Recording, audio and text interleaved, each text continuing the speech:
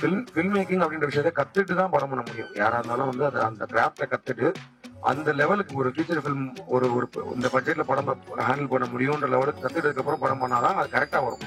அதை விட்டு நம்மளே சீக்கிரமா ஜட்ஜ் பண்ணிட்டு பண்ணிடலாம்னு சொல்லி போய் இறங்கி பண்ணா தப்பாக முடிய வாய்ப்பு இருக்கு. அந்த கத்துக்கிறதுக்கான விஷயம் வந்து 2-3 இது இருக்கு. ஒண்ணு வந்து நீங்க அசிஸ்டன்ட் டைரக்டர்ன்றது ஆக்சுவலி பாத்தீங்கன்னா அசிஸ்டன்ட் டைரக்ஷன் அப்படின்றது ரொம்ப முக்கியமான ஒரு இது. அது ஒரு ரோல் இந்த ஃபில்மிங். இது ஒரு ஜாப். அது வந்து லேர்னிங் கிடையாது.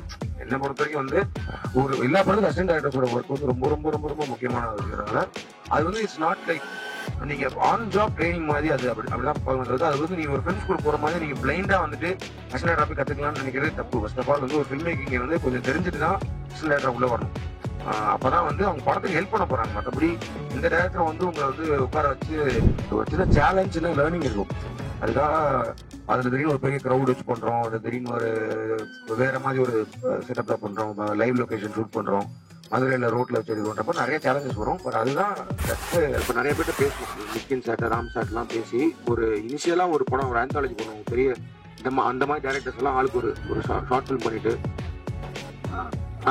அது வந்து ஒரு கனெக்டோட அந்த மாதிரி ஒன்று பண்ணலாம்னு பேசிட்டு இருந்தோம். நிறைய பேர் ரெடியாக தான் இருந்தாங்க. பட் இன்னும் அவங்க படத்தோட வேலையில் இருக்காங்க. ஃபில்ம் மேக்கிங் சினிமா அப்படின்றத ஒரு ஆர்ட் விஷயம் தான். ரெண்டா பிரிச்சு அப்படி நான் வந்து ஆர்ட் படம் எடுக்கிறேன், நான் அவார்டு படம் எடுக்க போறேன் அப்படின்றதெல்லாம் வந்து ஒரு என்ன சொல்றது சூடமான டர்மா தான் தெரியுது. நிறைய பேர் நான் அடுத்து ஒரு அவார்டு படம் எடுத்துட்டு இருக்கேன், அது எப்படி தெரியும் அவார்டு வாங்குவோம் அப்படின்றதே எனக்கு தெரியாத மாதிரி இருக்கு. நான் ஒரு கமர்ஷியல் படம் எடுக்கிறேன்னு சொல்றதும் தப்பு தான். எப்படி தெரியும் உங்களுக்கு படம் ஓடுன்னு?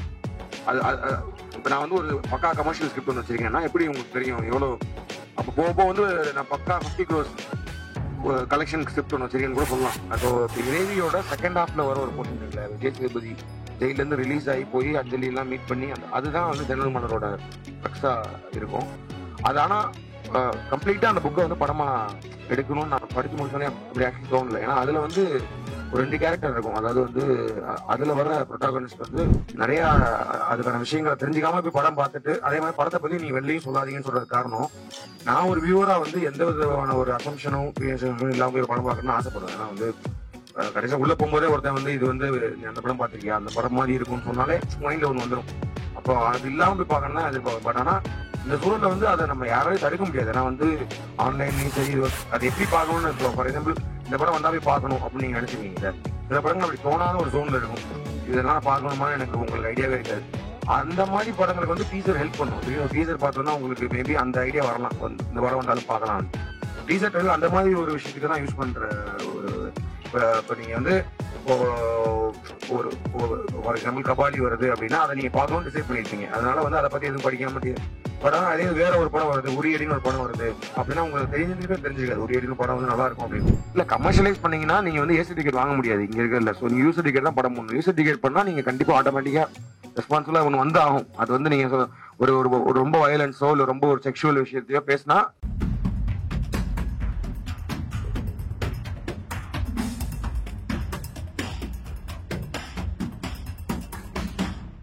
கலை மனிதனாக பிறந்த ஒவ்வொருவனும் அள்ளி அள்ளி பருக வேண்டிய அமிர்தமடாது.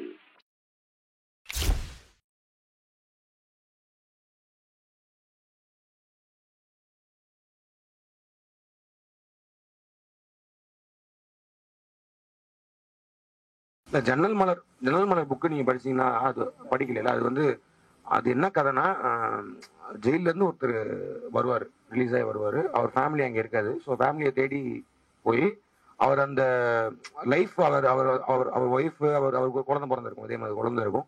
அதெல்லாம் மிஸ் பண்ண ஆரம்பிச்சு அவங்க கூட நம்ம நிம்மதியாக ஒரு சின்ன வாழ்க்கையை வாழ்ந்துடணும்னு ஒரு ஜேர்னி போவார். அதுல நடக்கிற ஒரு விஷயம் தான். ஸோ இப்போ இறைவியோட செகண்ட் ஹாஃப்ல வர ஒரு போர்ஷன் இருக்குல்ல, விஜய் சேதுபதி ஜெயிலேருந்து ரிலீஸ் ஆகி போய் அஞ்சலி எல்லாம் மீட் பண்ணி அதுதான் வந்து ஜெனரல் மன்னரோட ரக்ஸா இருக்கும். அது ஆனா கம்ப்ளீட்டா அந்த புக்கை வந்து படமா எடுக்கணும்னு நான் படிச்சு முடிச்சோன்னே அப்படி ஆக்சுவலி தோணல. ஏன்னா அதுல வந்து ஒரு 2 கேரக்டர் இருக்கும். அதாவது வந்து அதுல வர ப்ரொட்டாகனிஸ்ட் வந்து விஜய் சேதுபதி தான் ப்ரொட்டாகனிஸ்ட் அந்த ஜெனரல் மன்னர்ல. அவர் 2 பேருக்கு ஒர்க் பண்ணுவார். அதுதான் எஸ் ஏ சூர்யாவும் பாவியும். பட் ஆனா அது வந்து அதுல ஃபில்ம் மேக்கர் கிடையாது, சிலையெல்லாம் கிடையாது, அதெல்லாம் கிடையாது. அவங்க 2 பேரும் வந்து ஒரு வில்லன் மாதிரி வில்லன் அவருக்கு ஒர்க் பண்ணிருப்பாரு. அவங்களுக்காக ஒரு கொலை பண்ணி உள்ள போயிருப்பாரு. அவங்க திரும்ப வந்து அந்த திருட்டு தொழில் இழுப்பாங்க அவர் அப்படின்ற மாதிரி இருக்கும். ஸோ அந்த 2 கேரக்டருக்கு டீடைலிங் இருக்காது ஜெனரல். பட் நான் அதை அடாப்ட் பண்ணும் போது அந்த 2 கேரக்டரையும் ப்ரொட்டாகனிஸ்டா மாத்தி அவங்களுக்கு ஒரு ஸ்டோரி எழுதுனதுதான் அது இறைவியோட ஸ்கிரீன் பிளே வந்துச்சு. அதான் இறைவி வந்து ஜன்னல் மலர் ஒரு பகுதியை எடுத்துட்டோம்னா, இன்னொன்னு வந்து ஒரு ஒரு டைரக்டர் ஒரு ஆர்ட் ஃபார்ம், ஒரு ஆர்டிஸ்ட் ஆர்ட்டை முடிச்சுட்டு அதை எக்ஸ்பிரஸ் பண்ண முடியாம இருக்கிறப்போ அவங்களோட பெயின், அது ஒரு ஸ்டோரியாவும், இந்த இந்த சிலை மேட்டர் ஒரு ஸ்டோரியாவும் இருந்துச்சு. மூணையும் கம்பைன் பண்ணி இருந்தது. ஸோ இதெல்லாம் வந்து முன்னாடியே மைண்ட்ல இருந்த விஷயங்கள். அது போக வந்து இந்த விமன் பெர்ஸ்பெக்டிவ் ஆஃப் அந்த ஃப்ரீடம் ஒரு ஸ்டோரி பண்ணணும்னு இருந்துச்சு. ஜன்னல் மலர் படிச்ச உடனே இதை நம்ம அடாப்ட் பண்ணோம்னா இது எல்லாமே கனெக்ட் பண்ண முடியுன்ற மாதிரி தோணுனால ஜன்னல் மலர்.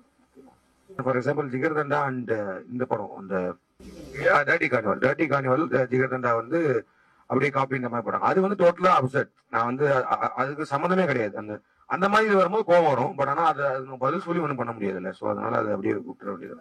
ஜென்ரலா என்ன நாங்க அந்த ப்ரொமோஷன் வரப்பெல்லாம் வந்து எல்லாரும் சொல்றது வந்து என்னன்னா அதுதான் சொல்லிட்டு இருக்கோம். ரொம்ப வந்து இந்த படத்தை ஐ மீன் அந்த நிறைய அதுக்கான விஷயங்களை தெரிஞ்சுக்காம போய் படம் பார்த்துட்டு அதே மாதிரி படத்தை பத்தி நீ வெளியும் சொல்லாதீங்கன்னு சொல்றது காரணம், நான் ஒரு வியூவரா வந்து எந்த விதமான ஒரு அசம்ஷனும் இல்லாம போய் படம் பார்க்கணும்னு ஆசைப்படுவேன். ஏன்னா வந்து கடைசியா உள்ள போகும்போதே ஒருத்தன் வந்து இது வந்து நீ அந்த படம் பார்த்திருக்கியா, அந்த படம் மாதிரி இருக்கும்னு சொன்னாலே மைண்ட்ல ஒன்று வந்துடும்.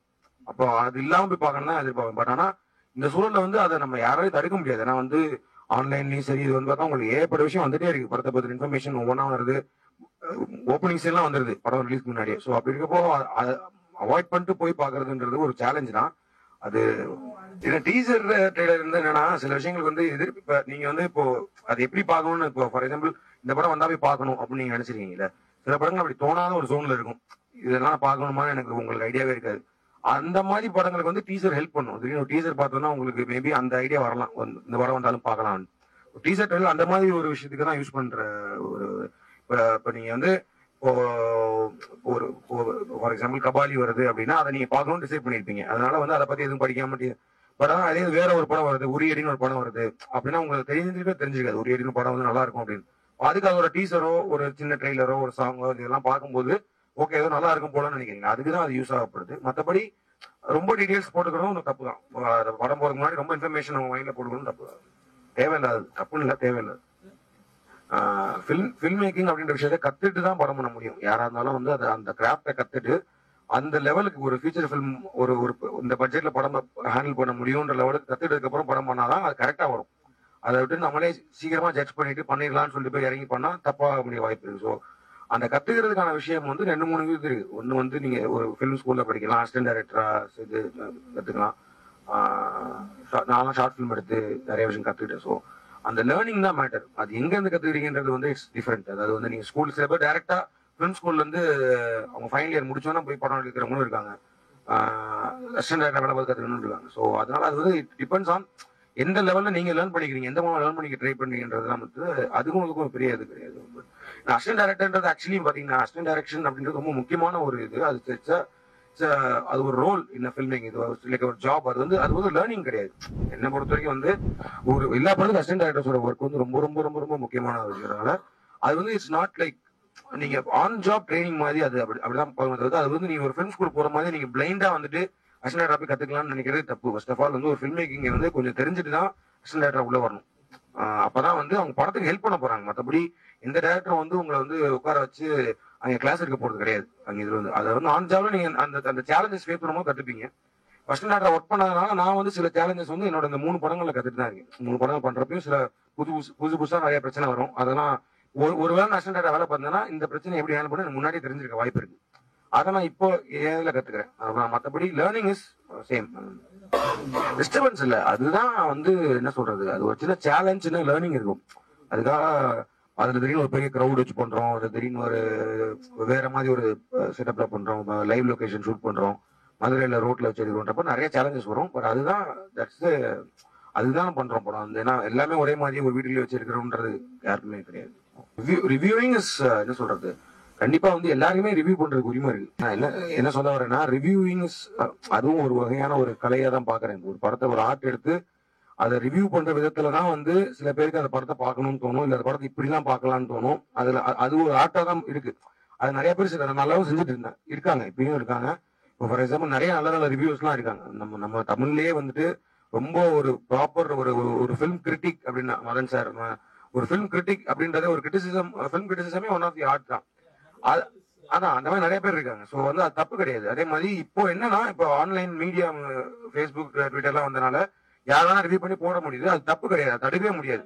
இந்த மாதிரி வந்து வாண்டடா சில இது பண்றது இருக்கு இல்லையா, அதுல ஒரு ரெஸ்பான்சிபிலிட்டி இருந்தா நல்லது, அது அவங்களுக்கு நல்லது. கண்டிப்பா சில விஷயங்கள்லாம் படத்தை அஃபெக்ட் பண்ணதான் செய்யுது.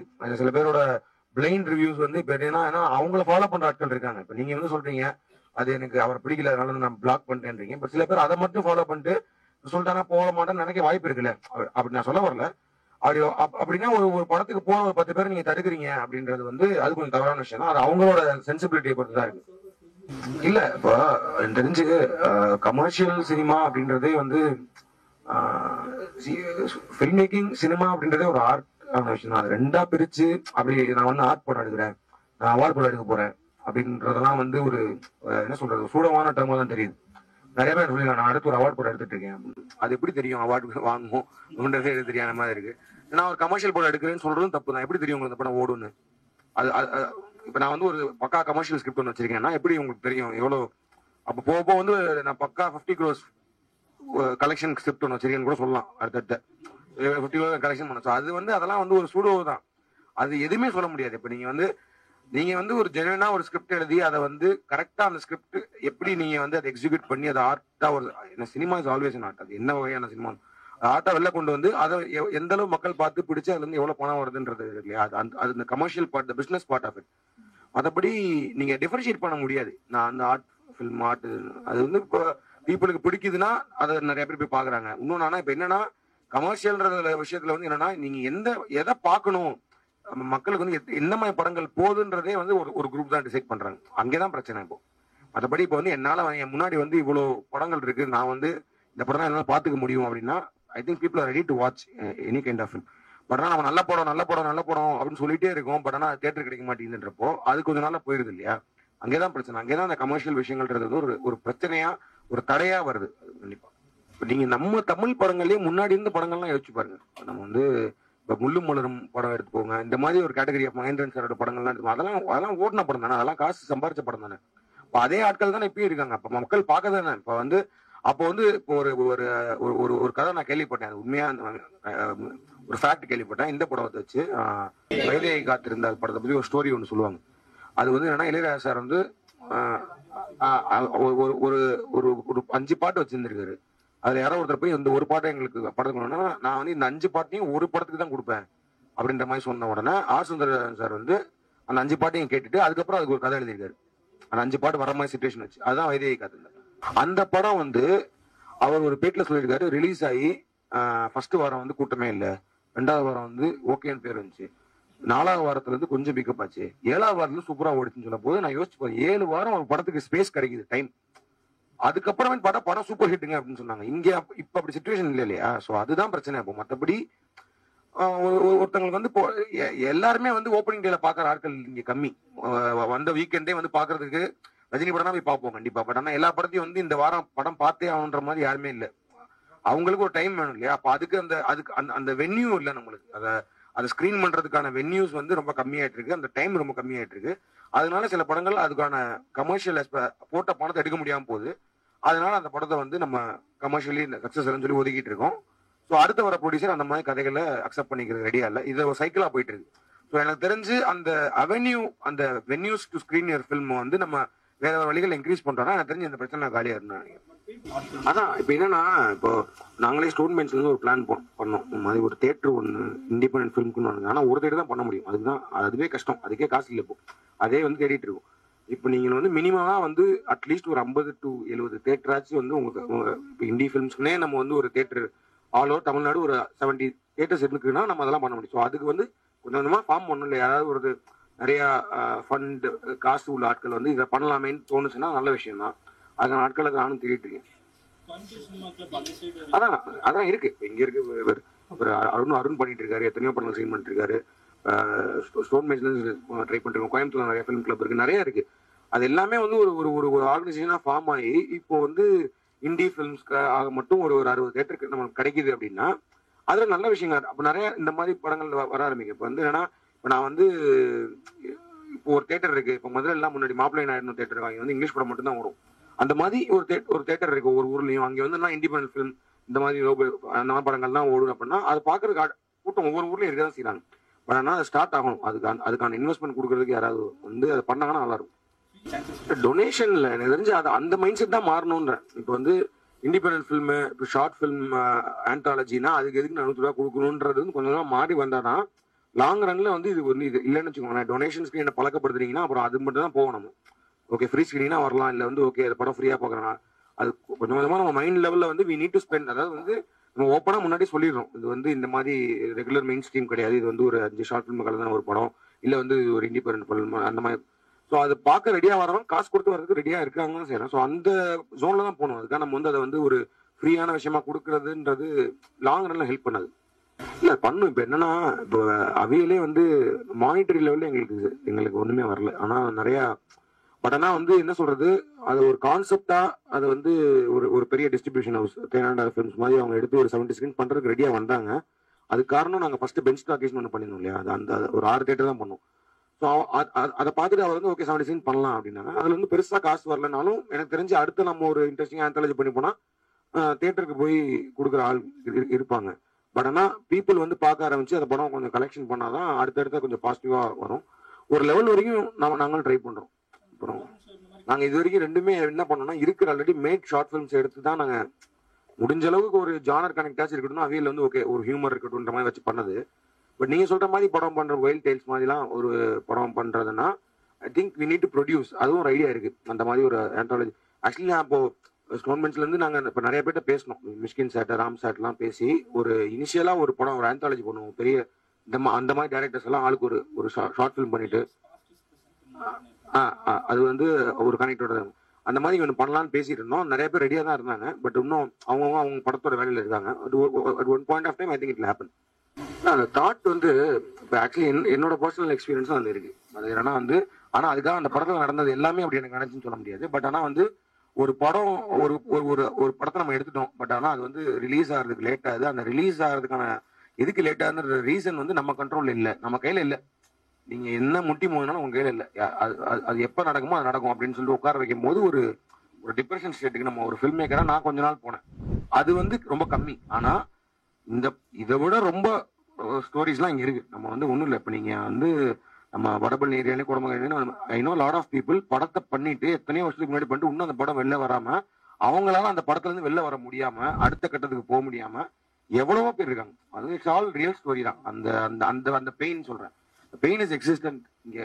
ஸோ அதனால அது அதை பற்றி நிறைய எனக்கு தெரிஞ்ச 2-3 பேருக்கு அந்த மாதிரி நடந்திருக்கு. அவங்ககிட்டலாம் பேசி ஒரு அந்த மாதிரி நேரத்தில் வந்து they get into drinking. அதனால ஃபேமிலி அது like more of a real life. அது ஒரு சின்ன டைம் தான் அந்த. ஆனால் அந்த டைம் வந்து எனக்கு பர்சனலாக நிறைய டிப்ரெஷன் ஸ்டேட்டுக்கு போயிட்டு வெளில வந்தது தான். பட் ஆனால் படம் ரிலீஸ் ஆயிடுச்சு எனக்கு. அதனால அந்த லெவலுக்கு போல, ஜெயசூர்யா லெவலுக்கு நான் போல. எல்லா ஃபிலிம் மேக்கரும் வந்து பாத்தீங்கன்னா இதுதான் காட்டணும் மக்களுக்கு, இந்த ரெஸ்பான்சிபிலிட்டி இருப்பாங்க நினைக்கிறீங்களா?